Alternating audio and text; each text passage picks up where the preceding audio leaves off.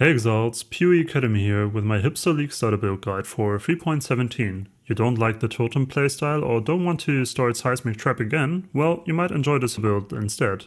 It doesn't one-shot bosses, but it deals big and consistent damage to them and is very beefy. High life and ES regeneration make it very forgiving when discovering and learning the new endgame. In 3.17 it also receives a 50% more damage buff and cast speed modifiers are much easier to find on gear, making it even stronger than it currently is. However, not everyone likes rather stationary playstyles like self-cast Frostbolt and Ice Nova or Stormburst, but that's up to personal preference. Also remember that all resources can be found in the description, so check them out if you haven't already.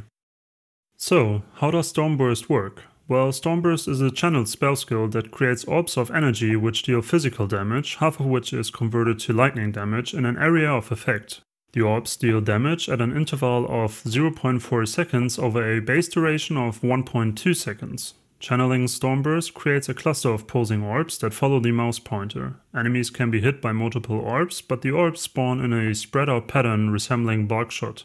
Each orb created has its own duration tracker. Every 0.4 seconds, the orbs will jump to a new location around the cursor and create an explosion. This 0.4 second interval is independent for each orb. Area of effect modifiers affect the radius of the explosion caused by each orb but do not affect the spread of the orbs from the cursor, similar to how Seismic Trap works. Thus, increasing your AoE will result in more overlapping explosions and a higher hit rate. Cast speed modifiers affect the rate at which new orbs are created but do not affect the jump interval. Skill duration modifiers affect how long each orb stays on the ground before expiring and exploding. However, because the skill deals damage at an interval of 0.4 seconds, investing in skill duration will only have a meaningful impact if it would bring the total duration to the next breakpoint in multiples of 0.4 seconds. There's no difference between 2.01 seconds and 2.39 seconds or any other duration that is not a multiple of 0.4. You can tell from how the skill works that it is easier to deal damage to stationary targets, so the damage numbers in PoB must be taken with a grain of salt. For fast-moving targets, the damage will be worse, maybe just 60 to 90% of what's stated in PoB. I will have to figure out the optimal balance between duration and cast speed, but it seems that the setup I'm going to show you in a second is a good starting point. Remember that the skill receives a 50% damage buff in 3.17, which is still missing in PoB at the time of recording this video. I would also bind the skill to your spacebar, which I think makes it much more enjoyable to play.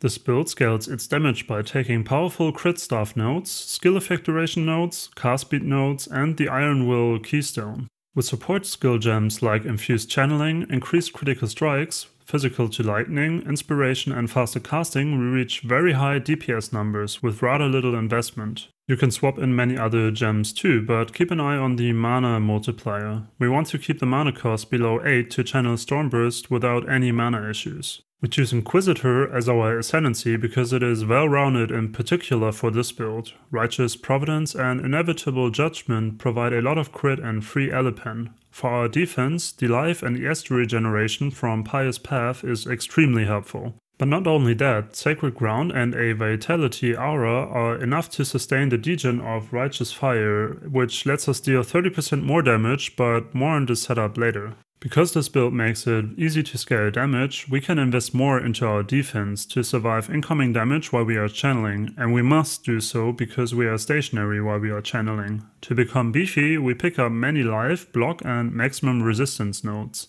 Additionally, a large cluster jewel with ES and Life Leech provides another source of regeneration. Endurance charges from a medium cluster jewel with Enduring Focus, armor from rare gear pieces, the Brine Crown helmet and Determination grant us almost 15k armor, which synergizes well with Divine Shield and translates into a whooping 86k EHP for physical damage.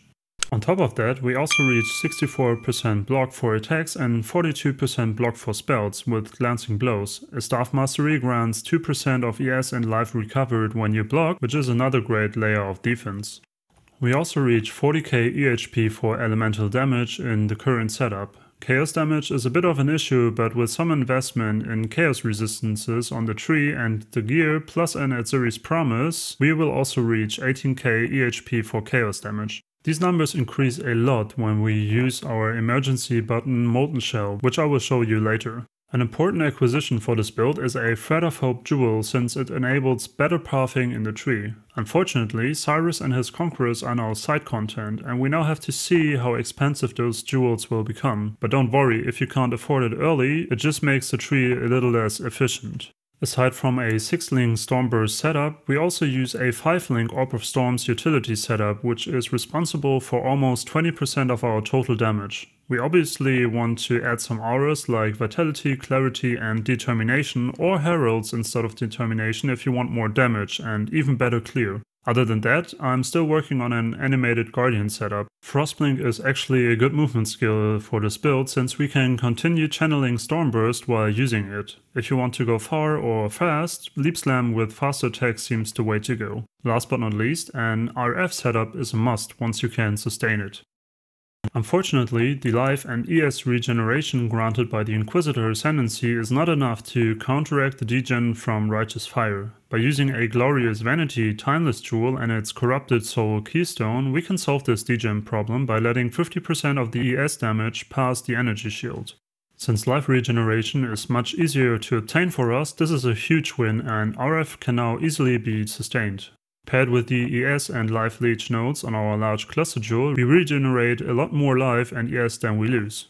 This setup is the most expensive part of the build, but it grants almost 30% more damage, and you should obtain it as soon as possible. Well, at least we have crazy regeneration while not using it.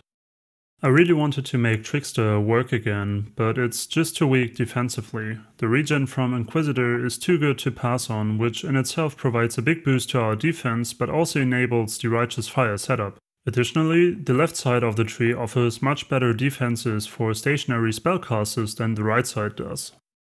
There are a lot of useful nodes on the tree that we want to pick up, so taking 2 additional skill points by killing all bandits is a no-brainer. Since our weak spot is chaos damage, we choose to pick Soul of Arakali as our major god. Soul of Tukohama is also very useful as it grants physical damage reduction and life regeneration while stationary.